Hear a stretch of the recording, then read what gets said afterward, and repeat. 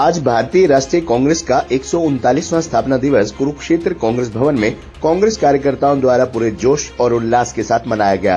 कांग्रेस भवन में पूर्व मंत्री एवं वरिष्ठ कांग्रेस नेता अशोक अरोड़ा के नेतृत्व में कांग्रेस कार्यकर्ताओं ने पार्टी का ध्वज फहराकर कांग्रेस पार्टी को मजबूत करने और वर्ष 2024 में कांग्रेस की सरकार बनाने का संकल्प लिया।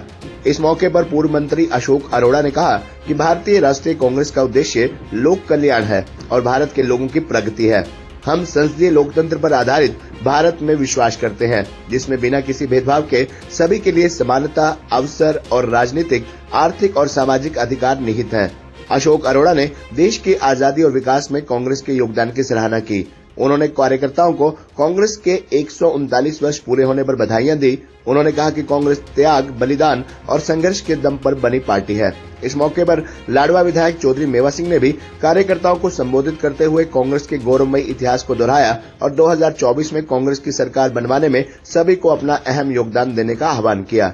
इस अवसर पर कांग्रेस नेताओं, कार्यकर्ताओं और पूर्व पदाधिकारियों ने कार्यक्रम में पहुंचकर कांग्रेस जिंदाबाद, इंदिरा गांधी अमर रहे, राजीव गांधी अमर रहे, राहुल गांधी जिंदाबाद के नारे भी लगाए। इस मौके पर कांग्रेस नेता दीनानाथ अरोड़ा, राजकुमार पिंडारसी, सुभाष पाली, जलेश शर्मा, ईशान शर्मा, रीना वाल्मीकि, सुभाष पलवल, राकेश सैनी, विवेक भारद्वाज, डब्बू, मेहर सिंह, सुनीता नेहरा, विमला सरोहा, सौरभ गर्ग, राधेश्याम गर्ग व अन्य कई कांग्रेस कार्यकर्ता भी मौजूद रहे। आज पूरे देश के अंदर कांग्रेस पार्टी अपना 139वां स्थापना दिवस मना रही है। कांग्रेस की स्थापना ऐसे समय में हुई थी जब देश गुलाम हुआ करता था और देश की आज़ादी की लड़ाई कांग्रेस पार्टी के नेताओं ने महात्मा गांधी जी के नेतृत्व में बहुत लंबे समय तक लड़ी। और जब देश आज़ाद हुआ तो उस समय भी बहुत चुनौतियां थी कांग्रेस पार्टी के सामने।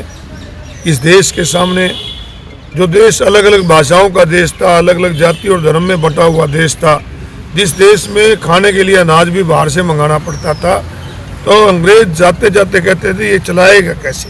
परंतु कांग्रेस पार्टी ने और समय के प्रधानमंत्री पंडित नेहरू जी ने उस चुनौती को स्वीकार किया और इस देश को संविधान निर्माण की जिम्मेवारी बाबा साहब को दी।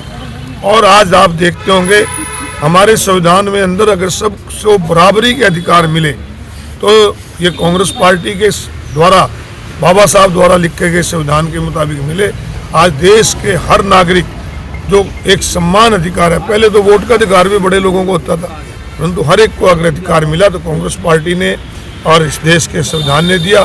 परंतु आज दुख से कहते हैं कि आज वो संविधान जो देश को सम्मान अधिकार दे रहा है, आज उस संविधान और प्रजातंत्र को कमजोर करने के लिए आज की सरकार लगी हुई है।